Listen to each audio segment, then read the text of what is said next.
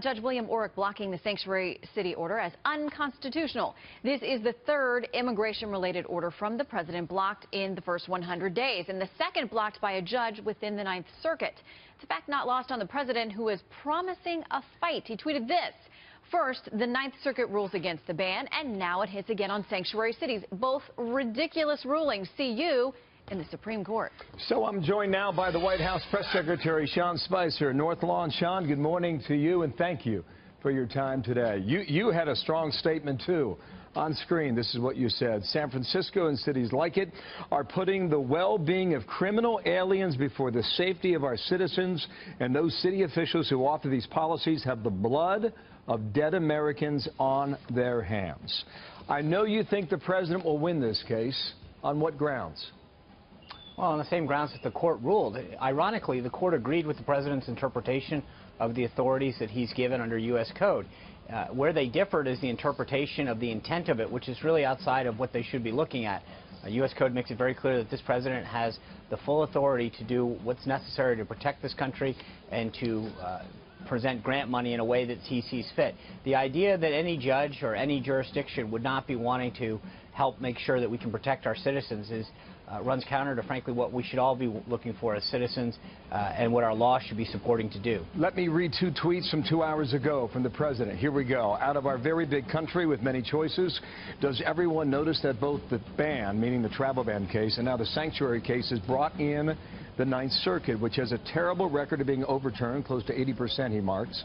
They used to call this judge shopping, messy system. The city attorney in San Francisco says you do not have the authority to do this. You cannot take money away. You are not equipped under the Constitution to make such a ruling. How do you respond? Well, two things. Number one, the judge made it very clear that we do have that authority.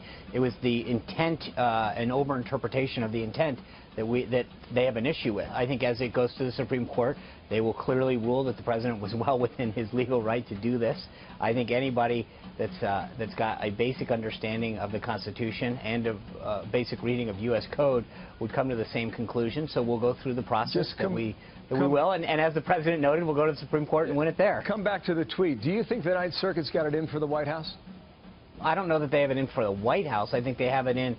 They have a horrible record of interpreting the law, and that's just a fact. Tax reform is a big headline today. Can we move to that right now? Because so far the headline has been moving that corporate tax rate from 35% down to 15%. I know a lot of middle-class people who voted for President Trump want to know what's in it for them. What will you tell them?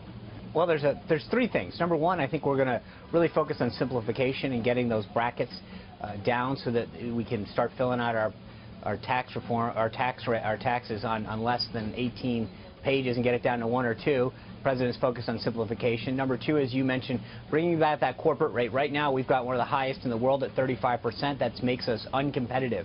So what that means for the American worker is that there's less likelihood that Americans are growing jobs here. And the president, through both regulatory and tax relief measures, are making sure that American companies are building and creating and manufacturing here in America, that we're growing jobs in this country, that we're hiring more people. That's good for the American worker. And then the third piece is that we're making sure that we bring down rates for America's middle-income folks, people who have been too hard hit through the Obama years, and that we're going to make sure that they get some much-needed relief. Well, your critics, I can hear the questions already. The president has not released his tax returns, and they will ask you the following. What's in it for him and his family business? How are you going to answer that? I think that if you've seen the president's financial disclosure form, you recognize the president's done very well over the years. He's been extremely successful, and part of the reason that he ran for president and the part of the reason he's championing this effort right now is he's done well. He wants the rest of America to do well. He wants to put the American worker first, who too long have been sidelined and forgotten. He wants to make sure that American businesses are put first as they decide how to grow and manufacture here. So he's been very, very successful in this country. He wants to use the skills that he's brought and made his company and his family successful to help America's families, America's businesses, and this is going to help them. And fiscal conservatives are going to argue deficits matter. Do deficits, but I think that we have to matter to this president? Of course they matter, but I think more importantly, we've got to, if you can drive down the deficit, but you're not putting Americans back to work or increasing their wages or making sure that we're growing more jobs here, the end of the day, that's not what American workers are going to first and foremost care about. We can put together a comprehensive plan that creates growth in this country. The #1 driver of bringing down the debt is going to be growth in our economy. If we can grow more jobs, grow more of the economy, manufacture here, that's going to be the greatest engine to drive down the debt. But at the same time, it's going to help the American worker. The spending deal has a midnight deadline Friday. Yeah. That's 2.5 days from now. It's coming down to the wire. Apparently, the request for the border wall has been amended at a minimum. Chuck Schumer said this about that just yesterday. We remain optimistic that we can reach an agreement quickly with our Republican colleagues on the Hill. We're committed to doing exactly that. But the fact that the wall is now off the table, Americans should breathe a huge sigh of relief.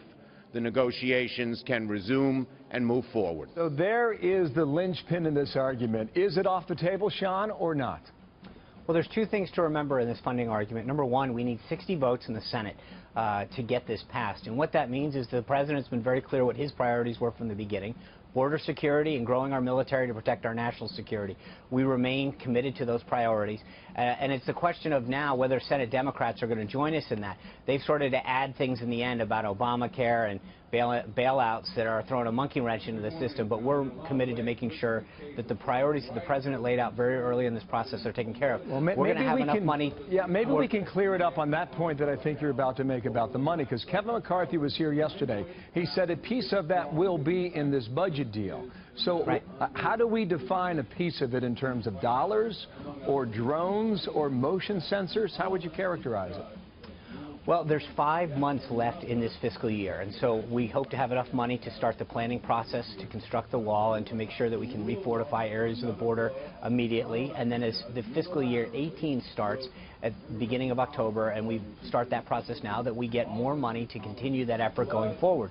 But what we want to do is make sure that the funding is there in the remaining 5 months of this fiscal year to help plan and start the process. How much money do you need?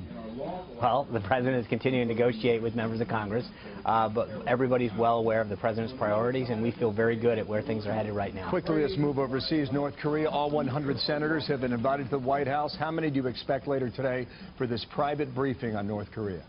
Well, there's going to be 4 principals: the Director of National Intelligence, the Secretary of State, Secretary of Defense, and the Chairman of the Joint Chiefs of Staff coming here to brief, as you mentioned, all 100 senators. We'll know more as we get closer to that time how many actually show up, but this is a great opportunity for each of these senators to get briefed as to what the situation is in North Korea and the steps that this administration is taking to combat that threat. Will you make the case for military action today? Well, this is about making sure that they know what steps the Trump administration is taking to protect this country, to reduce the threat of North Korea. A lot of the efforts the president has already undertaken with President Xi in China, and the success that he's had of China putting both political and economic pressure on China in a frankly unprecedented way to make sure that we not corral the rest of the world in this effort. On Iran, apparently Fox News has confirmed earlier today that indeed the president intervened just about a week ago on this letter to toughen up the language on Iran. And apparently the U.S. government has recognized that Iran has lived up to the tenets of the nuclear deal achieved under the previous administration. However, I know you have a serious problem with Tehran and the activity that it has contributed to in the region, the Middle East. Which leads us back to the ultimate question, which the president said during the campaign about the Iran nuclear deal. Is this an indication, Sean, that he is ready to rip it up and start again and punish Tehran further? Every 90 days, Bill, the president's team has to recertify whether or not Iran's living up to that agreement. Right now, the president's directed an interagency team throughout the government to look at the deal, whether or not they're living up to exactly those aspects that they agreed to do, but not just what they signed, but whether or not the spirit of the agreement. And that's what the president spoke about so clearly the other day, is I think that we've got to make sure that Iran doesn't go in other ways, isn't living up to the spirit of what we intended to do. They got a lot of cash under the Obama administration for this deal. We need to make sure that they live up to their end of the bargain and aren't hiding or developing nuclear weapons or other weapons. The deal stays for now, then. That's what you're saying, correct? Well, we are conducting that interagency review. The president's directed that team to make sure that they are going through that agreement, going through the reports to make sure that Iran is doing exactly as it said. And then if not, he's going to take appropriate action. I've got a minute left. Quick lightning round, okay? Did General Michael Flynn break the law? Yes or no? That's up to law enforcement authorities. I'm not trying to evade it, but we're not a law enforcement authority. Should he have reported money received from overseas? He should have done everything in compliance with the law, and that's what's expected of everyone in this administration, and frankly, everybody who signs a legal document. They need to make sure that they're in compliance with whatever that document said so. So if he was required to do so, then of course he should. That's what we all do when we sign our name to either a security clearance or any other government document that asks us to tell the whole truth. Saturday's 100 days. The president will be at a rally in Pennsylvania. Give it a grade, Sean. First 100 days. Mark it. Oh, I think we've gotten an A, both on national security and economic security. If you go to whitehouse.gov/100days, you can see all of the ways in which the president has made progress for the American people in a variety of areas. I mean, the alien border dropping's down 61% since the president was inaugurated. That is a huge milestone for this. The amount of regulatory reform that the president's done is going to continue to lead to job creation here in this country. On the national security front, he's taken enormous steps to protect this country and reduce the threat of radical Islamic terrorism. So on issue after issue, and that's why you frankly should just go to the website, whitehouse.wh.gov. Check it out. Your boss the other day said the briefings get great ratings. How'd that make you feel? Well, I'm very honored and humbled to play a part in communicating the president's message. But let's face it, it's all about him. People tune in and want to know more about what he's doing to move this country forward. I'm just a vehicle to help talk a little bit about some of the success that he's having, and I'm honored to play a role in it. Well, there's humility there. Thank you, Sean, for your time today. Yeah, thanks, what time's the briefing? Today, 1:30. We'll see you then. Thank you, Sean Spicer, the North Lawn there. Appreciate your time.